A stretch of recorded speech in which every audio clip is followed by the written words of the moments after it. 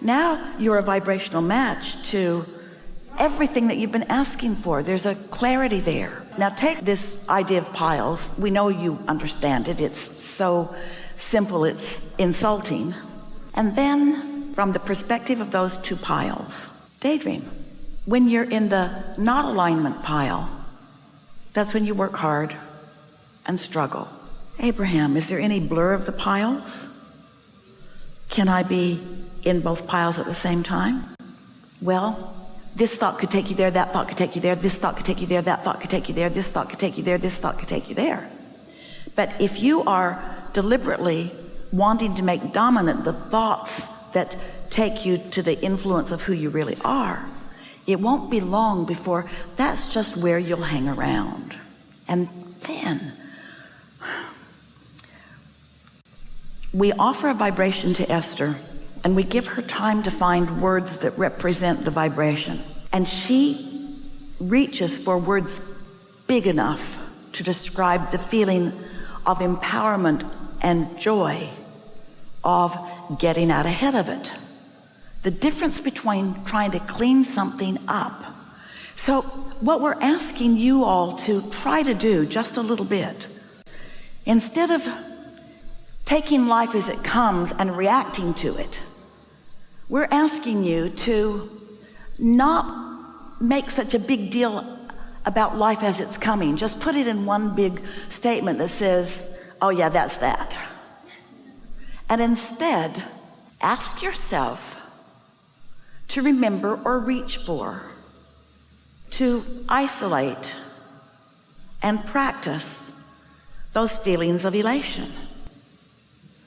You've got some of them already, you remember them. Esther remembers the day Jerry and Esther met Elsie the cat. Elsie, it was a Louisiana cat, it was a little cat, it was in Lake Charles. Elsie was the obvious name. And Jerry and Esther had an agreement that they would have no cat. And Esther had a vortex full of cats. And so did Jerry, he just didn't know it. He had a vortex full of happiness, and he didn't relate cat with happiness. So they're at a RV park in Lake Charles, and Jerry is checking the air and the tires, and Elsie, formerly known as something else, was rubbing on Jerry's legs, and Esther could hear him talking to her, and he was saying, well, hello, little lady. And she was saying, I love you, I love you, I love you, I love you, I love you. And he was saying, I don't want you to love me. And she was saying, I can't help myself, you are so lovable. And Esther could hear it, and she thought to herself, there is something going on here that I want in on. So she watched Jerry, and Jerry went over to the office where the lady who had registered them was, and Esther followed him, sort of like the Pink Panther. Behind this tree, behind this tree, behind this tree, and listened outside the door. And she heard Jerry say, who does this little cat belong to? And the lady said, someone just dumped it off here. And Esther thought,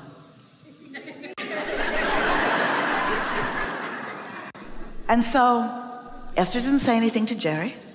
Jerry didn't say anything to Esther. And that night, well after dark, someone is knocking at the door. And it is this woman. She has this cat in her arms. And she says, my husband and I have talked about this, and we think you should take this cat with you. In their monster bus. But they were only one night away from home. And Esther said, I signed a prenuptial agreement. You have no idea what a long story this is. That it is so unlikely, but we'll talk about it. Thank you very much. And so in bed that night, Esther couldn't sleep because she so wanted the cat. And in bed that night, Jerry couldn't sleep because he so didn't want the cat. And Esther said, what do you think about this?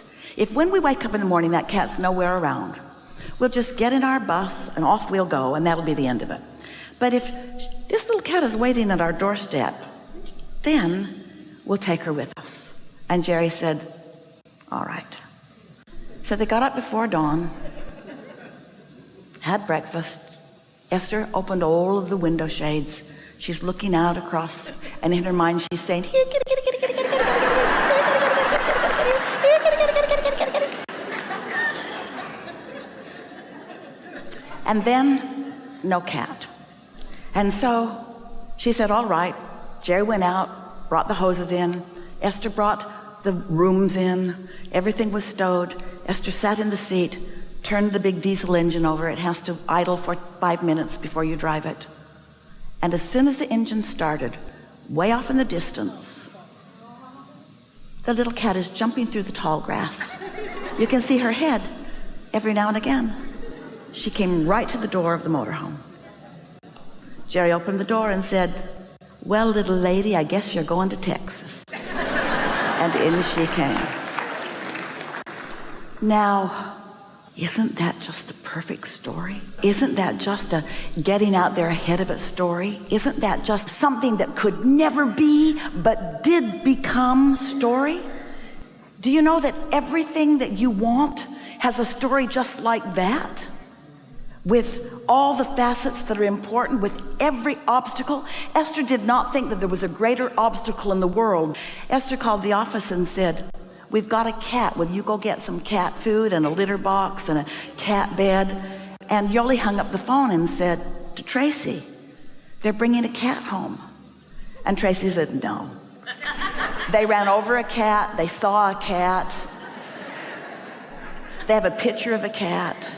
There's no way that they're bringing a cat home. No one could believe that they brought a cat home. Now, it may not seem like a very big story because it was just somebody didn't want a cat and somebody wanted a cat. But do you know, you play both roles inside yourself on every subject in the world. You want more money, but you don't believe more money. You want a better relationship, but you don't believe a better relationship. In other words, you play both roles that Jerry and Esther were playing about everything that matters to you. And the universe knows the way around your resistance, just like the universe knew the way around Jerry's resistance. That cat was the most lovely little beast in their life. They'd come home from a trip and Elsie would come running. Esther's up in the top of the treehouse one day and she said, where's Elsie? And Jerry said, I think I hear her coming from over there. So Elsie comes running from over there. She's at the base of the treehouse. Jerry's down there too. Jerry says, go see Esther. She climbs up the tree and leaped 12 feet across from a tree right into Esther's arms. She was like a little psychic cat. She was a representative from the universe that had come to deliver constant messages to them. They were in the office one day and Elsie is meowing. And Esther said, what do you want? And she said, food. And Esther said, I don't know where it is. And Elsie said, it's over here. So she went over and put her hand on the cupboard where it was, and Esther opened it up and there it was. This is a vibrational being in a vibrational universe who has intentions too. There are all kinds of intentions all around this universe that are just right for you. There are facets and phases and opportunities and things. There are ways to open you up to anything. There is nothing that you want that you currently don't believe that your inner being can't lead you to believing, you see. All things are possible. There is nothing that you cannot be or do or have. There is nothing that is outside the limits of your creating. And your inner being knows what your logical path of least resistance is to every single one of those.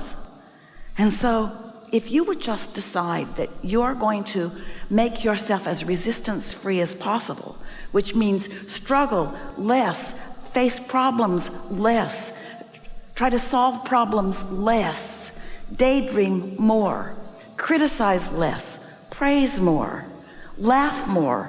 It's so simple.